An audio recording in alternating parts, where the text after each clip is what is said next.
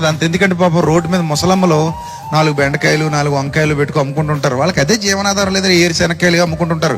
అక్కడికి వెళ్ళి కూడా బేరాలు ఆడతాం. దౌర్భాగ్యపు జీవితం. ఎవడైనా బేదోడు పాపం టమాటాల కంపెనీ ఎత్తి మీద పెట్టుకుని వచ్చాడు అనుకోండి, ఆడికి అదే జీవనాధారం. అందులో కోట్లు వచ్చేయు. బుట్ట టమాటాలు అమ్ముకుంటే ఏమొచ్చేస్తాయండి? కోట్లు వచ్చేస్తాయా? బతకడానికి అమ్ముకుంటాడు. వాడిని కూడా నిలబెట్టి ఎంతకిస్తావు అంటాడు. 10 రూపాయలు అంటే 5 చేసుకో అంటే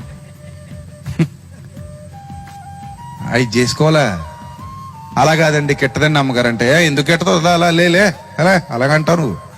నాకు తెలియదేటి 5 అసలు 5లోనే నీకు 1,00,000 రూపాయలు లాభం అవుతుంది నాకు తెలిసి అని. ఆ 5 రూపాయల దగ్గర కూడా కక్కుర్తిపడి పాపం వాడిని బాధలు పెట్టి నానా మాటలని మళ్ళీ ఇదంతా తినేసిన తర్వాత మళ్ళీ కొసరు కాయ ఒకటి కావాలి వీళ్ళకి. దౌర్భాగ్యపు జీవితాలు. మళ్ళీ 5 రూపాయలు బేరమాడు కొన్నట్లు మళ్ళీ కొసరేసుకుంటారు. ఇలా ఒక బేదోడి దగ్గర మాత్రం బాగా తింటారు. ఇదే వ్యక్తులు మందుల షాప్కి వెళ్తారు.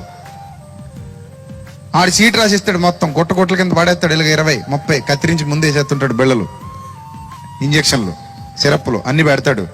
ఎంత అంటే 1173 అన్నాడు అనుకోండి. 1173 ఇస్తావు తప్ప 1000 చేసుకో, 500 చేసుకో. మరి 1173 ఏంటి?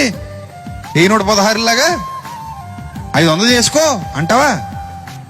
నువ్వు 500 చేసుకో అన్నాడు అనుకో, అక్కడ గుమ్మ ఉంది చూసుకో అంటాడు. జాగ్రత్తగా లవ్వు అని, మళ్ళీ ఎప్పుడు ఇలా రాకని. సో బేరాలు లేనిది ఎక్కడ? అక్కడ. మరి బేదోళ్ళ దగ్గర అన్ని బేరాలే. లోకం అండి బేదోడు అంటే.